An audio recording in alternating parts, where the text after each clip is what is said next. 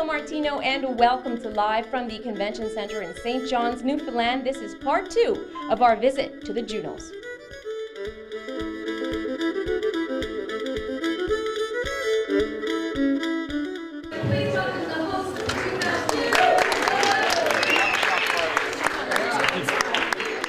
When I heard that the Junos were here, instead of Ontario or Vancouver, I jumped at the opportunity. You know, I was like, book my ticket now. Okay, I hate to bug you in your hotel. We found Maestro walking around his hotel, and we sat him down here because we want to talk to him. Tell us why you're here at the Junos. I'm here at the Junos because a friend of mine from Premier Group Product, Ruparel, got me a ticket. He said, yo, Stro, come through and represent.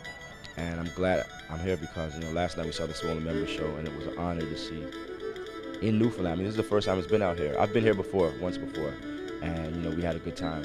And just to show how far hip-hop, not only just music in general, I'm just talking about my sector of music, has emerged, that Swollen Members could pack a room and get that much response, that much love, and I'm glad to witness that. We couldn't get into the party last night, but you did. Can you tell us about it? What was it like?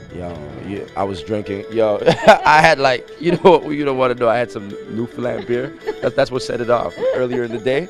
So that was the foundation. I had to represent.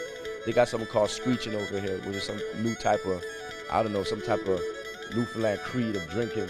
I don't know, some type of whatever. It's crazy. I'm just keeping it real, right? I just want to mention it's like noon now, and he just got up.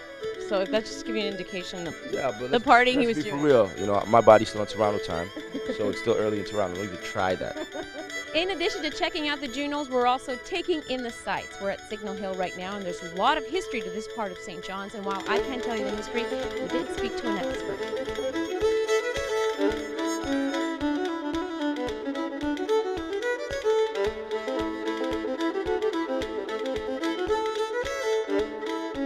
Butler, our tour guide today, and he didn't know we were going to snag him for an interview, but he is the expert, and you're going to tell us all about Signal Hill.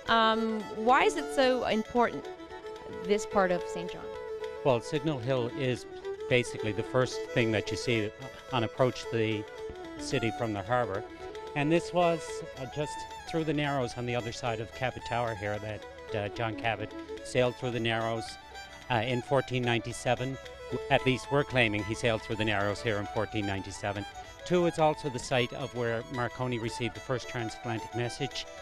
And it's also been the site of many military battles, particularly significant. The last place in North America with armed conflict between the English and French at the end of the 7 Years' War.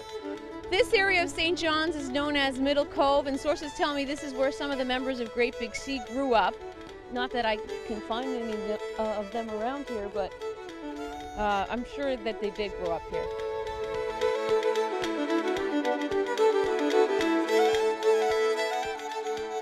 You're from Newfoundland yourself. Now, this George Street. Is that? You've been there yet? We have. We're just trying to figure out, is that the way it is all the time, No. or? Yes. I tried to lie.